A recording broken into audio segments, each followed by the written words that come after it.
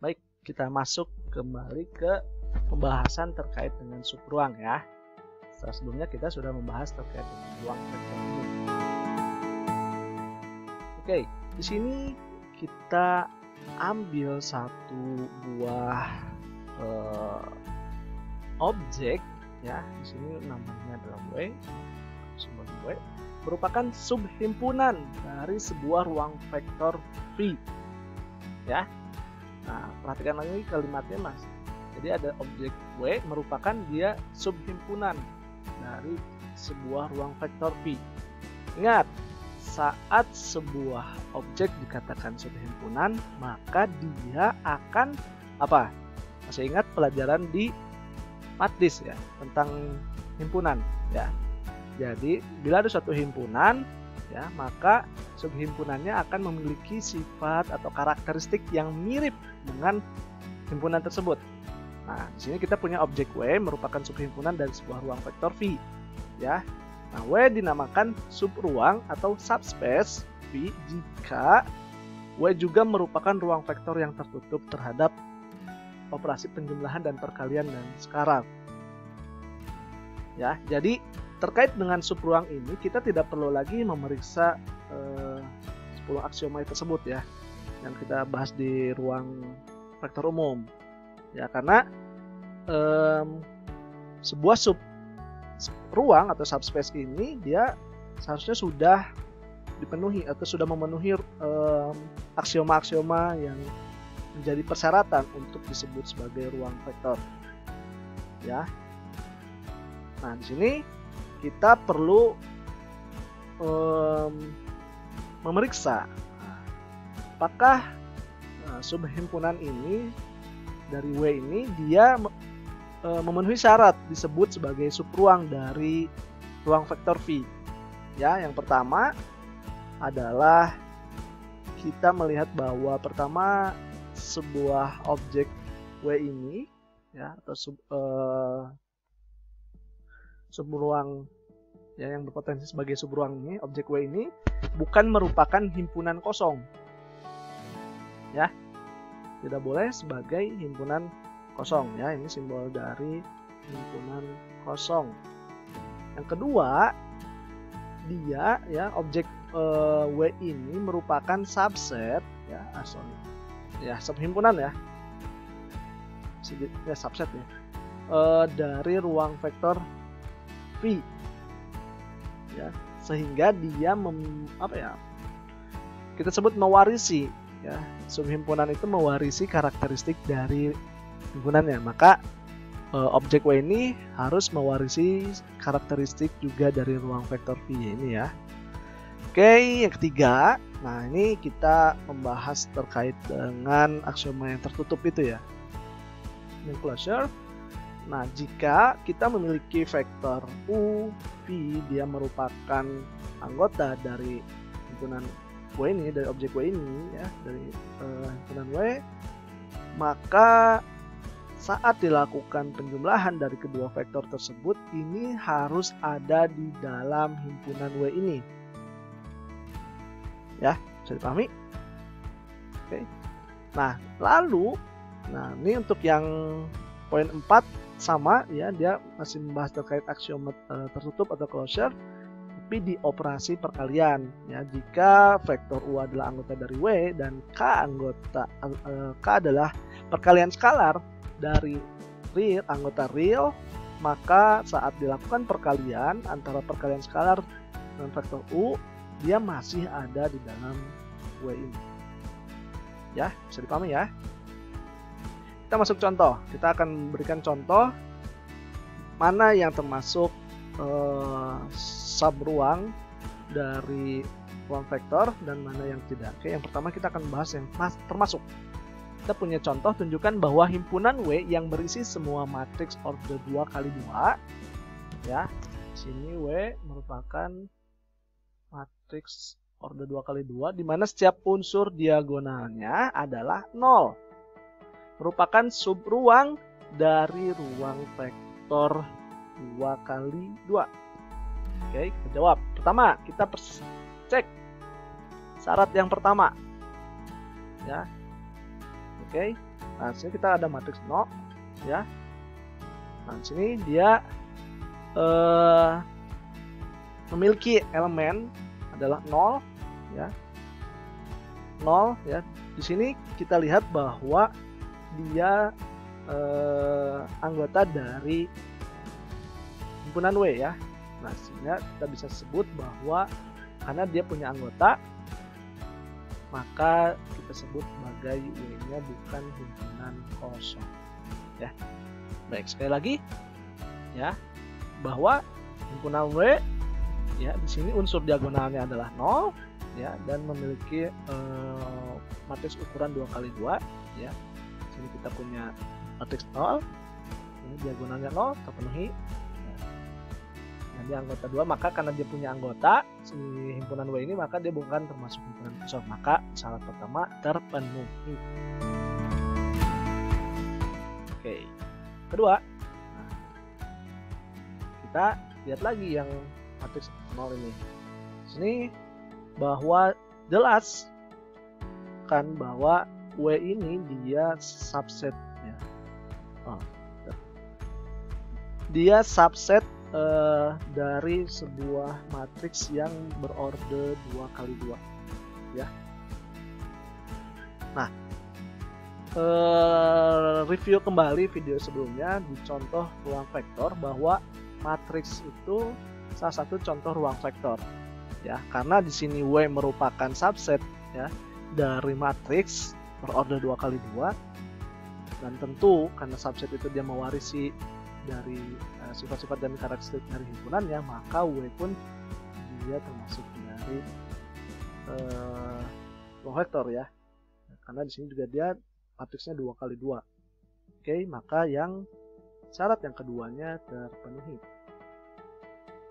Lalu kita periksa apakah syarat yang ketiganya terpenuhi atau tidak. Nah, kita ambil sembarang matriks ya berdasarkan keterangan dari contoh soal. Ya, kita ambil dua buah matriks ya, misalnya di sini matriksnya A, B, anggota dari himpunan W. Misalnya matriks A di sini ya, di sini terpenuhi ya. Diagonalnya masih 0. Oke, diagonalnya 0. Dan B-nya pun seperti ini, sama ya, diagonalnya masih 0. Nah, kita cek. Saat kita cek dengan operasi penjumlahan ya, masih ingat kan penjumlahan matriks ya, maka menjumlahkan yang seletaknya ya, di sini 0 dengan 0, A1 tambah B1, A2 tambah B2 dan 0. Oke. Nah, di sini menunjukkan bahwa pada saat dilakukan operasi penjumlahan ya, di mana penjumlahan dari dua buah objek ini A tambah B dia masih termasuk di dalam W ya. Kenapa? Karena unsur diagonalnya masih 0 dan matriks pun masih 2x2 ya. Lalu yang keempat, kita cek ya, syarat yang keempat kita cek berdasarkan perkalian skalar. Oke, kita ambil perkalian skalar ya, kita ambil misalnya yang matriks A ya, yang A anggota W dan K-nya anggota real. Maka pada saat suatu bilangan atau bilang skalar ya dikalikan dengan matriks A, ini kan hasilnya seperti ini ya. Oke, 0 0 K1 ini jadi elemen KA2. Kita lihat di sini dia masih elemen W ya, karena dia diagonalnya masih 0 ya, dan matriksnya 2x2. Oke. Nah, maka dari 4 syarat ini karena sudah dipenuhi ya, dari 4 syarat ini terpenuhi, maka bisa kita sebut bahwa himpunan W yang di sini terpenuhi sebagai subruang. Jadi W merupakan subruang dari matriks berorder 2x2. Oke, nah sekarang gimana kalau misalnya yang bukan ya, yang tidak termasuk subruangnya? Oke. Periksa apakah himpunan D ya, sekarang tadi himpunannya W, sekarang kita ganti ya, jadi himpunan D yang berisi sebuah matriks order 2x2 yang determinannya oke, kita tandai lagi ya. Determinannya 0, merupakan subruang dari vektor ya, ruang vektor M ya, ruang vektor berorder 2x2. Nah, kita langsung aja ambil sembarang matriks ya, AB anggota D. Pilih tentu A tidak sama dengan B ya. Di sini kita cek bahwa jelas kalau di sini determinannya jadi 0 ya. Kalau yang tadi kalau di sini B ya, di sini kan tidak meminta diagonalnya 0, maka B-nya di sini karena kita membutuhkan determinannya 0 kan. Kalau ditaruh di sini nanti jadi tidak 0 ya. Kalau di sini kan jadi 0 kurang 0, maka jelas determinan dari A adalah 0. Nah, sekarang gimana kombinasi lagi yang bisa membuat matriks B ini dia determinannya juga 0, maka penempatannya adalah B di baris 21 dan A itu di 22. Maka determinannya pun jadi 0 ya. Oke, di sini. Nah, sekarang kita cek ya, apakah dia memenuhi untuk yang tertutup. Pada saat operasi penjumlahan ya, di sini A plus B ya. Oke. Nggak bingung ya? Ya kan tadi ya A-nya ini, AB-nya di atas ya, ini ditambah ini, maka jadinya adalah ini ya. Oke. Nah, kita lihat di sini karena A tidak sama dengan B ya, jelas ya, elemennya kan berbeda ya. Kalau simbolnya, kalau nilainya sama, tentu disimbolkan pun sama. Nah, ini A tidak sama dengan B. Maka kita lihat bahwa pada saat kita mencari determinan dari matriks operasi A plus B, ini lihat A kuadrat dikurangi B kuadrat tidak sama dengan 0. Nah, ini menyatakan tidak memenuhi ya, syarat yang ini. Determinannya 0. Nah, dari sini tidak memenuhi, maka tidak termasuk ruang vektor. Jadi D bukan merupakan subruang karena tidak tertutup terhadap operasi penjumlahan. Jadi kita bahas tentang linear ya. Oke, ini cukup bisa dipahami ya. Jangan sebelum dipahami, pause dulu ya, dicek ya. Oke, nanti kita akan bahas terkait dengan kombinasi linear ya. Oke. Baik, sekarang kita akan membahas terkait dengan kombinasi linear ya. Jadi subruang yang bagian kombinasi linearnya ya. Nah, misalkan kita memiliki sebuah vektor U ya, dinampakkan kombinasi linear dari vektor V, V2 dan seterusnya sampai di N. Jika vektor-vektor tersebut dapat dinyatakan dalam bentuk ini ya, dimana K1, K2, K3 bahkan sampai Kn nantinya adalah skalar ya, real ya. Oke, silakan disimak dulu ya. Jadi intinya adalah seperti ini. Jadi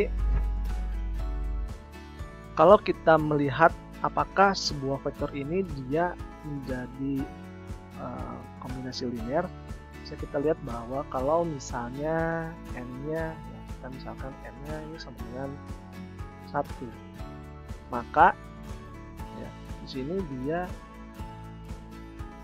vektor U ini adalah 1 vektor V ya.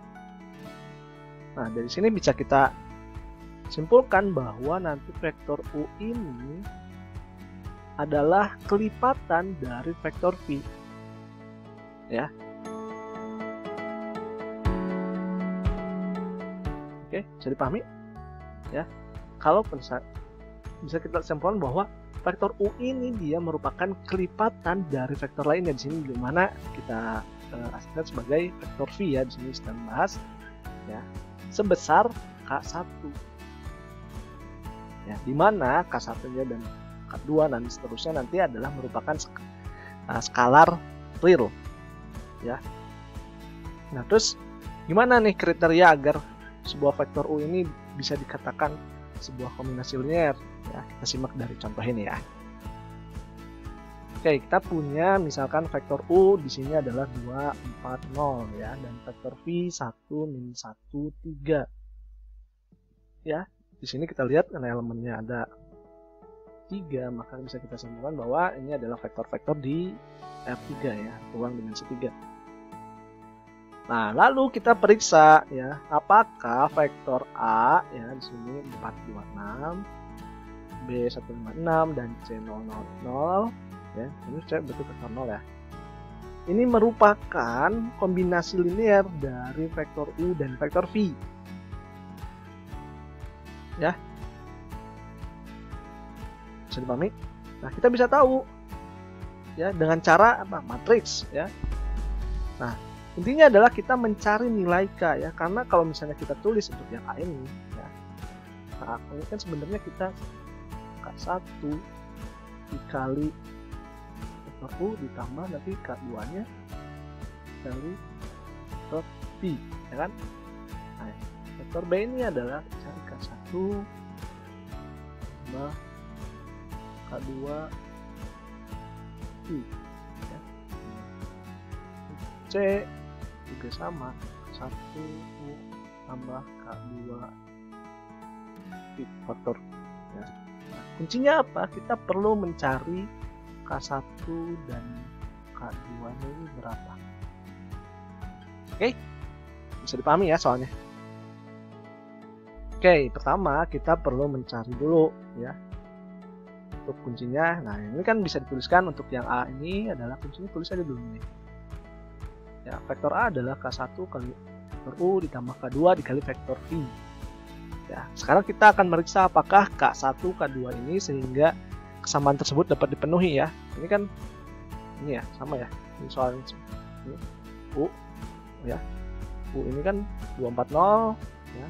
Tambah V-nya adalah 113. Oke, hasilnya adalah A, ya kan? A di sini adalah 426. Oke, bisa dipahami ya. Nah, bentuk ini ya, bentuk yang ini kan bisa juga ditulis kayak gini kan. Benar nggak? Ya, ini kan sama. Ya, kita memisahkan koefisiennya. Nah, ini variabelnya di K dan ini adalah konstantanya jadinya 426. Oke? Nah, kita sebelum masuk ke OBN-nya, jadi sebenarnya ini kan bisa kita perluas matriksnya ya, atau augmented matrix ya. Jadi yang ini, nah, perluas matriksnya adalah sebagai 2 4 0 1 1 3 ya. Kalau ada yang bingung, perhatikan kembali di sistem persamaan linear ya tentang augmented matrix. Oke. Ya. Ini adalah matriks yang diperiksa. Sekarang kita mau cari K1, K2-nya berapa. Caranya gimana? Caranya adalah dengan OBE. Masih ingat OBE? Ya. Oke. Operasi baris elementer. Yang masih belum lancar, udah UTS kemarin, evaluasi lagi ya. Oke. Nah, nanti cek ya, apakah benar matriks yang ini tadi. Nah, ini nanti hasilnya adalah ini. Oke, cek ya OB-nya. Oke, nah dari sini kita bisa tulis juga ya dari yang ini. Ini hasilnya ya. Teman-teman cek ya, tugas ya. Oke, ini ada sama dengan 1 0 0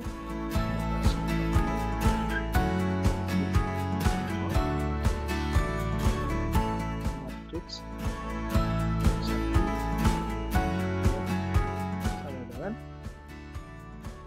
2 2 0. Ya kan? Nah, dari perkalian matriks kita udah dapat tahu Bang, ini adalah K2 nya bisa ketemu. K2 nya sama dengan berapa? 2 ya. Cek lagi perkalian matriks, kalau yang bingung perkalian matriksnya dicek lagi ya. Oke. Jadi di sini kita cari bahwa K1 tambah setengah K2 ini sama dengan 2 ya. Oke, karena kita udah tahu, nah, kita kan mencari K1. Nah, K2 nya ini setengah dari 2 2 ya, yang bisa coret, maka kita dapatkan K1 yang sama dengan 1 ya. Dengan demikian, waduh, A merupakan kombinasi linear dari vektor U dan V, ya kan? Kenapa? Karena kita sudah mendapatkan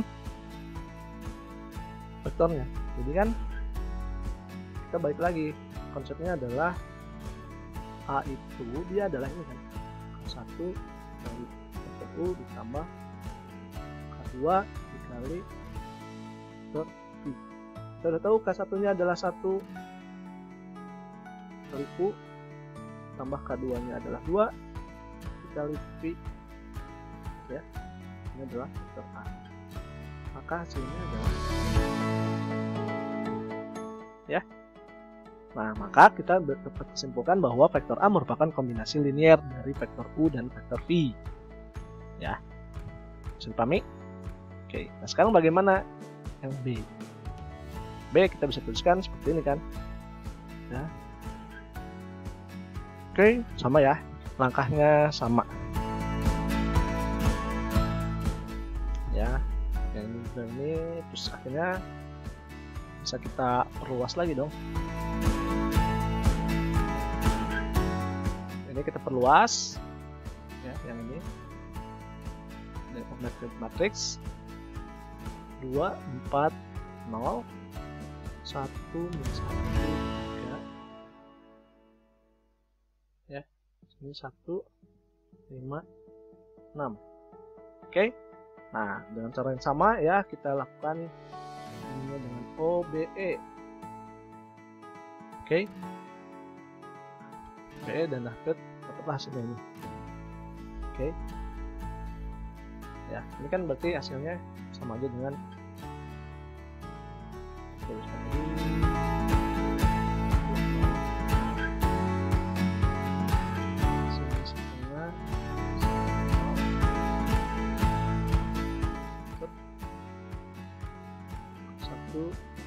K2 ya kan? Dengan dapat 2.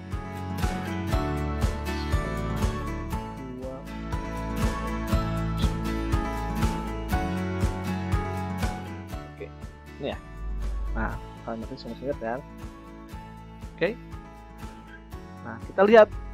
Nah, di sini ada baris terakhir pada matriks ini menunjukkan bahwa SPH tersebut tidak konsisten.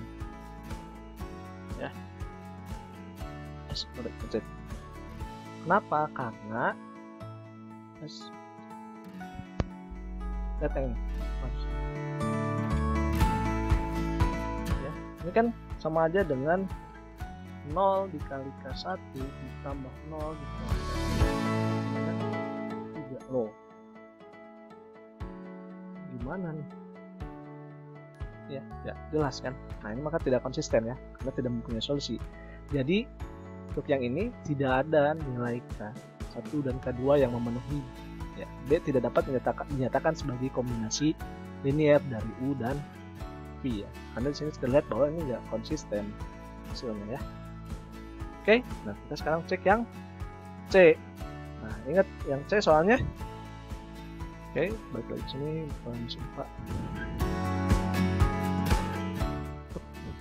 C-nya adalah 000 ya. Nah, dengan ini jadi mudah. Kenapa? Kita bisa milih langsung aja K1-nya sama dengan 0 dan K2-nya sama dengan 0 ya kan? Ya. Maka dapat ditulis saat K1 kali U tambah K2 kali V sama dengan C. Ya, di mana C-nya di sini adalah 0,0,0 ya. Artinya vektor 0 merupakan kombinasi dari vektor apapun.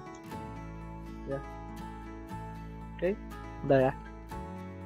Karena K-nya bisa kita pakai dari K 0 ya. Saat dikali kan jadi 0 juga kan vektornya. Oke. Nah, kita selanjutnya akan membahas terkait dengan himpunan membangun ya, post-spanning set. Baik lagi, kalau ada yang masih belum paham, di-pause dulu ya. Oke. Baik, kita masuk ke bahasan berikutnya terkait dengan himpunan membangun atau spanning set ya. Nah, di sini misalkan kita punya himpunan vektor S, ya, di mana dia memiliki elemen V1, vektor V1, vektor V2, dan seterusnya sampai ke vektor Vn, ya.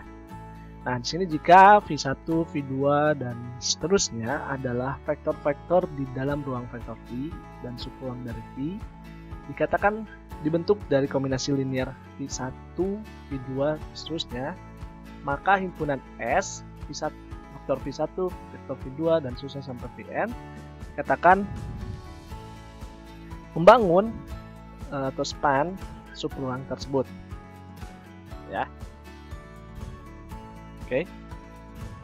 Nah,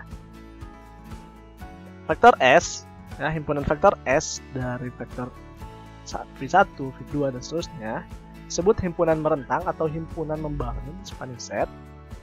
Lalu S membangun subruang, maka kita menyatakannya sebagai span, ya, V1, V2, seterusnya sampai N, ya, atau span S. Nah, jika himpunan vektor S, V1, V2, sampai seterusnya membangun V, maka sembarang vektor U, U1, U2, dan seterusnya di V dapat dinyatakan sebagai kombinasi linear U sama dengan K1, V1, tambah K2, V2, dan seterusnya, ya.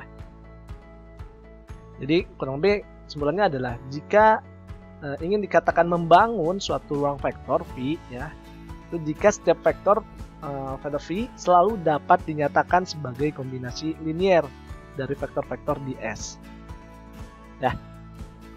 Itu. Nah, ini contoh ya untuk rentang, ya, dari V saat di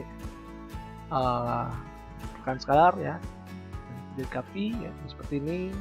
Oke, termasuk span V. Lalu ini ada dua vektor, ya, kita akan merentang V1 dan V2, ya. Oke, ini ada sebuah daerah yang, oke, di sini ada V1 dan K2 V2. Oke, kita akan simak, ya, untuk gambarnya. Oke, untuk lebih jelasnya adalah kita masuk ke contoh ini, ya. Jadi tentukan apakah vektor ini, ya, vektor V1, V2, dan V3 membangun vektor V di ruang ketiga, ya, karena di sini ada tiga elemen sini tentu, jadi ini termasuk ke ruang vektor dimensi 3, ya. Sini kita bisa ambil sembarang vektor di ruang dimensi 3 ini. Jadi dari ruang dimensi 3 ini kita ambil sembarang vektor di mana nanti yang bisa menyusun menjadi sebuah kombinasi linear dari ketiga vektor ini, ya. Oke. Nah, kita ambil ini, maksudnya ruang vektor 3, ya. Oke, maaf, permisi. Ambil sembarang vektor di ruang dimensi 3, ya. Misalkan sini kita ambil vektornya misalkan U, ya. Nah, di mana U ini kita perlu cari tahu apakah bisa menjadi kombinasi linear dari ketiga vektor V1, V2, dan V3 ini, ya. Oke. Nah, kita bisa menuliskan U itu seperti ini, kan. 1 U vektor K1, V1 tambah K2, V2 tambah K3 dan kali V3, ya, vektor V3. Oke, sehingga jika kita menggunakan konsep sistem persamaan linear, ya, di mana ini kita berubah jadi matrik koefisien dan variabel dan ini adalah konstantannya, ya. Ini 112 ini adalah V1 ini, kan, 112, ya, ini kan sama 1 V1 kali K2 V2 kali K3 V3, tambah, ya. Nanti ini jadi bentuknya adalah seperti ini, ya, dari matriks ini. Oke, ya. Nah, kita mau cari solusinya, kan, kalau di sini kita lihat, ya, apakah ada solusi dari matriks koefisien ini untuk cari nilai K ini, ya, agar si matriks U ini bisa kita buktikan sebagai kombinasi linear dari ketiga matriks ini. Oke. Nah, dari sini kita tentu perlu cari ya istilahnya untuk di solusi ini kita bisa mendapatkan informasi dari sistem persamaan linear. Kalau misalnya pertama adalah kita cari dari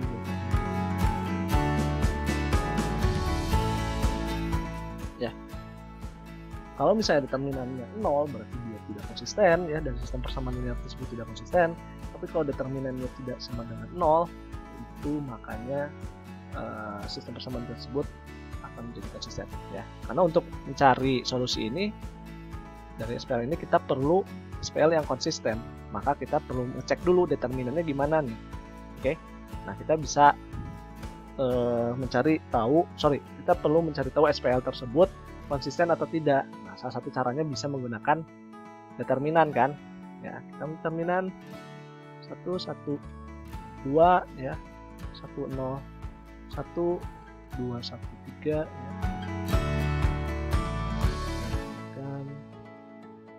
2 0 1. Oke, di sini kan ini 0 ya, tambah 1 1 2 2 kali 1 tambah 2 dikurangi dari ini 2 kali 0 terus yang 1 1 1